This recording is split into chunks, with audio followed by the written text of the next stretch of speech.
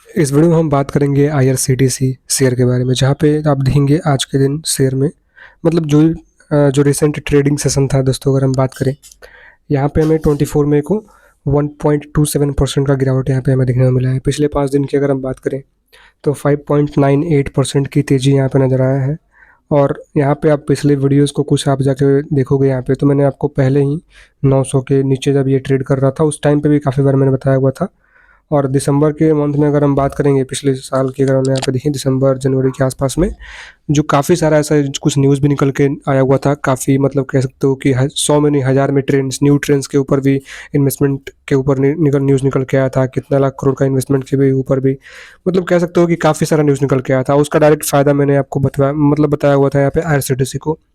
Because यहाँ पे काम जो करता है कंपनी, कोई भी कंपनी अगर मार्केट में लिस्टेड है तो अगर देखा जाए तो यहाँ पे कहीं ना कहीं काम करता हुआ नजर आएगा आपको। और कंपनी अगर खुद प्रॉफिट करेगा तो कह सकते हो इन्वेस्टर्स को भी प्रॉफिट होगा। अगर कंपनी खुद लॉस में जाएगा तो कह सकते हो कि इन्वेस्टर्स कैसे कैसे प्रॉफिट हो सकता है। जैसे अगर हम बात करें अभी टाइम में एग्जांपल में बहुत सारे स्टॉक आपको नजर आएगा। अगर हम देखें यहाँ पे, चाहे वो राजेश एक्सपोर्ट्स को आप ले लें या फिर पेटीएम को, एक टाइम पे जोमेटो के भी आप देखेंगे कि जब तक क्वार्टर का रिजल्ट हमें माइनस में जाते हुए दिखा था तब तक कह सकते हो शेयर में कहीं ना कहीं उतना बड़ा कोई हमें तेजी देखने को नहीं मिल रहा था, थोड़ा तेजी फिर गिरावट ऐसे करके। बट जैसे ही कंपनी प्रॉफिट रिपोर्ट करने लगा क्वार्टर में, तो कह सकते हो कि सारी चीज़ें हमें सुधरता हुआ नजर आया। आज के टाइम पे लिस्टेड प्राइस से भी ऊपर नजर आएगा आपको जोमेटो। वहीं पे अगर हम बात करें यहाँ पे आईआरसीटीसी के बारे में, तो एक तो सबसे पहली बात कि यहाँ पे रेलवे सेक्टर का स्टॉक है गवर्नमेंट सेक्टर का, तो कह सकते हो कि रिस्क काफ़ी कम नज़र आता है। और ऊपर से जो लोग पहले ही इन्वेस्टमेंट करके बैठे हुए हैं 800 के नीचे 700 के आसपास, उनके लिए तो काफ़ी अच्छा टाइम है और काफ़ी अच्छा आने वाला टाइम भी आने वाला है कि कभी आपको वो प्राइस पे मतलब कि अगर देखा जाए तो यहाँ पे ना के बराबर ही चांस है। ऐसा कोई अगर एक्सटर्नली इंटरनली मामला निकल के आता है कंपनी में या फिर कह लो जो भी है, तो वो तो कह सकते हो गिरावट वो अलग की बात है। बट अगर हम बात करेंगे जो फंडामेंटल बेसिस पे देखा जाए या फिर कंपनी जिस चीज़ में इंगेज है उसको लेकर देखा जाए, तो कह सकते हो कि ट्रेवलिंग तो कभी बंद होने वाला नहीं है जब तक दुनिया है। तो टिकट्स वगैरह का तो काम चलता ही रहेगा। उसके बाद का जो कंपनी काम करता है क्या, catering services, package drinking water. अगर हम बात करें यहाँ पे रेलवे स्टेशन पे, ट्रेन में, जो कि आपने खुद देखा होगा यहाँ पे आईआरसीटीसी को।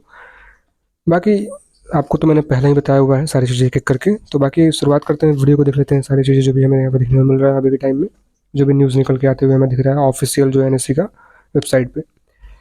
बात करेंगे थोड़ा मार्केट के ऊपर कि मार्केट का सेंटीमेंट क्या रहा पिछले जो भी मतलब देखा जाए तो रिसेंट ट्रेडिंग सेशन था उसमें। ओवरऑल देखा था इंडियन मार्केट में तो केवल निफ्टी बैंक में ही हमें तेजी दिखने को मिला 0.42% का। बाकी सब में, चाहे वो S&P BSE स्मॉल कैप हो या फिर कह लो यहाँ पे निफ्टी आईटी हो, सेंसेक्स हो या फिर कह लो निफ्टी 50 हो, सब में गिरावट हमें देखने को मिला। नेक्स्ट अगर हम बात करें यहाँ पे आईआरसीटीसी में भी कहेंगे यहाँ पे तो गिरावट देखने को मिला हमें। अब और भी कुछ इन्फॉर्मेशन के बारे में अगर हम बात करेंगे तो अकॉर्डिंग टू एनएससी अगर हम बात करें जो भी न्यूज़ निकल के आते हुए उसके ऊपर हम बात कर लेते हैं। अभी अगर हम बात करें मार्केट क्लोज है उस टाइम पे भी सेल साइड में, आप देखिए यहाँ पर 286 क्वांटिटी एम ऑर्डर यहाँ पर लग चुका है अगले ट्रेडिंग सेशन के लिए। उसके बाद अगर हम बात करेंगे परसेंटेज ऑफ डिलीवर क्वांटिटी क्या है, तो जो रिसेंट ट्रेडिंग सेशन था उसमें 40.84% का डिलीवरी माल उठाया गया। आप देखेंगे यहाँ पे 40% से भी ऊपर का डिलीवरी माल उठाया गया, जो कि कह सकते हो कि काफ़ी ज़बरदस्त हमें बाइंग देखने को मिला। 40% से मतलब कि यहाँ पे कोई कम नहीं होता है, वो भी रेलवे सेक्टर के स्टॉक में काफ़ी कम आपको बाइंग पहले देखने को मिल रहा था, 30% से नीचे, 35% से नीचे। 40.84% का डिलीवरी माल उठाया गया। और बात करेंगे और भी कुछ इन्फॉर्मेशन के बारे में जो भी यहाँ पे नज़र आते हुए हमें दिख रहा है, मतलब कह सकते हो जो भी अनाउंसमेंट हमें देखने को मिल रहा है उसके ऊपर कि न्यूज़ हमें क्या आते हुए यहाँ पे नज़र आ रहा है। अब जो न्यूज़ के ऊपर अगर हम बात करेंगे तो बोर्ड मीटिंग इंटीमेशन आप देखेंगे हमें देखने को मिल रहा है। Indian railway catering and tourism service जो भी कहेंगे corporation limited inform that exchange about board meeting to be held in 28 May 2024। तो 28 मई को कह सकते हो यहाँ पे जो भी कह सकते हो जो फाइनेंशियल रिजल्ट है वो हमें यहाँ पे देखने को मिलने वाला है, जो कि अगर हम बात करें यहाँ पे Q4 का रिजल्ट। और उसके बाद एक और न्यूज़ क्या है जो कि आप देखेंगे यहाँ पे, जो कि एंड डिविडेंड का भी अनाउंसमेंट यहाँ पे होने वाला है। तो देखते हैं डिविडेंड इस बार हमें कितना जो देखने को मिलता है, जो कि काफ़ी अच्छी बात है कि इस पर चलो यहाँ पे डिविडेंड लगातार हमें देखने को मिल रहा है। बाकी नेक्स्ट अगर हम बात करें और भी कुछ इन्फॉर्मेशन के बारे में, अकॉर्डिंग टू स्क्रीनर अगर हम देखें यहाँ पे, तो यहाँ पे भी हमें डेट जो भी नज़र आता हुआ दिख जाएगा आपको कि हमें 28 मई को अपकमिंग रिजल्ट जो भी हमें यहाँ पर देखने को मिलेगा। कुछ आंकड़ा निकल के आता हुआ पहले हमें दिखता है, जो कि हम देखेंगे, जो कि है इन्वेस्टर्स का डाटा, मतलब देखा जाता है शेयर होल्डिंग पैटर्न।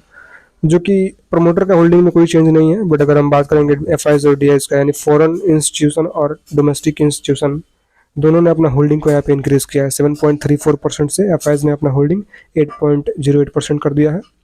और वहीं पे अगर हम बात करें डीआईज की होल्डिंग, तो 11.98% से 12.72% यहाँ पे इंक्रीज किया है। बात करेंगे पब्लिक का, तो 18.28% से 16.79%। तो वहीं बात यहाँ पे निकल के आ गया कि एफआईज और डीआईज लगातार जहाँ पे बाई कर रहे हैं, वहाँ पे पब्लिक ने अपना होल्डिंग को घटा लिया है पिछले क्वार्टर के मुकाबले अगर हम बात करेंगे, जो कि ये बिल्कुल नहीं होना चाहिए था। यहीं पे इन्वेस्टर जो भी नए नए इन्वेस्टर्स होते हैं, यहीं पे मिस्टेक करते हैं कि जब स्टॉक चलने वाला होता है वो एकदम से सेलिंग करना स्टार्ट करेंगे, और एफआईज और डीआईज होते हैं वो अपना स्टेक को और बढ़ाना स्टार्ट कर देंगे, बिकॉज उनको मतलब यहाँ पे पहले से कह सकते हो कुछ आइडिया होता है कि हमें क्या आने वाले टाइम में देखने को मिलने वाला है, डिमांड किस चीज़ का है। अब मार्केट में आप ये नहीं देखोगे कि जिस चीज़ का डिमांड नहीं है उस स्टॉक में आप इन्वेस्टमेंट कर रहे हो सकता है सालों साल लग जाए, कोई हमें यहाँ पे मूवमेंट कोई बड़ा हमें देखने को ना मिले। बट अगर हम बात करेंगे ऐसा स्टॉक में आप अगर इन्वेस्टमेंट कर रहे हो जो कंपनी काम कर रहा है, आने वाले टाइम में हमें ग्रोथ दिख रहा है उस चीज़ में, तो कह सकते हो ये काफ़ी अच्छी बात है कि आने वाले टाइम में हमें ग्रोथ अच्छा देखने को मिल सकता है। और IRCTC जैसे स्टॉक की अगर हम बात करें, HCL जैसे स्टॉक की अगर हम बात करें, यहाँ पे RVNL हो गया, IRFC, बहुत सारे आपको नजर आएगा स्टॉक मार्केट में, जहाँ पे दोस्तों अगर देखा जाए तो एक काफ़ी अच्छा प्राइस पॉइंट पे अभी के टाइम में कुछ दिन पहले या फिर कुछ महीने पहले हमें देखने को मिल रहा था शेयर। आज के टाइम पे सब शेयर दौड़ना स्टार्ट कर दिया, जहाँ पे पकड़ना मुश्किल हो गया अभी के टाइम में अगर हम बात करें। बहुत सारे लोग कमेंट में यहाँ पे लिखते हैं कि अभी के टाइम में बाई करना सही रहेगा।